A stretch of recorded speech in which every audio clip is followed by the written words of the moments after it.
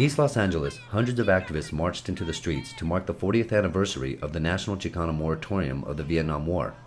The moratorium was implemented by the Chicano movement back in 1970, protesting the exploitation of minorities, especially Latinos, in the Vietnam War in regards to the U.S.'s own practices of democracy.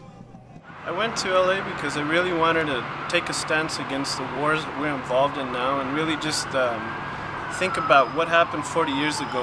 And I think a lot of things that people were fighting for in 1970, we're still looking for differences and changes in our society today. Eric Morillo, an activist and military veteran from El Paso, Texas, who attended the march, talks of the need of community organizing and human rights in contrast to the government's excessive spending on militarizing the border. There's a lot of money that's being spent on militarizing the border instead of helping our communities.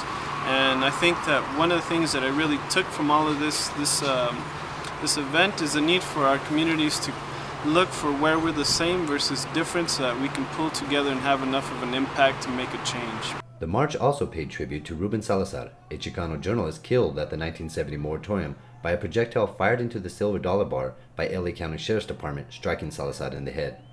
A play was performed in dedication to Salazar and depicted the events of that day. The Silver Dollar play, again, which really touched me because, for one, it was written by an El Pasoan.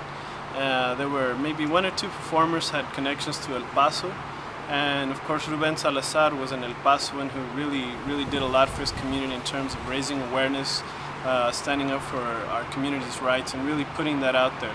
Reflecting on the march, Morillo questions what he and other El Paso activists can do to improve community awareness and educate new generations on these vital issues that have spanned over several decades. I think a lot of us are left wondering, specifically, what is it that we're supposed to do when we come back, or what is our role in this movement?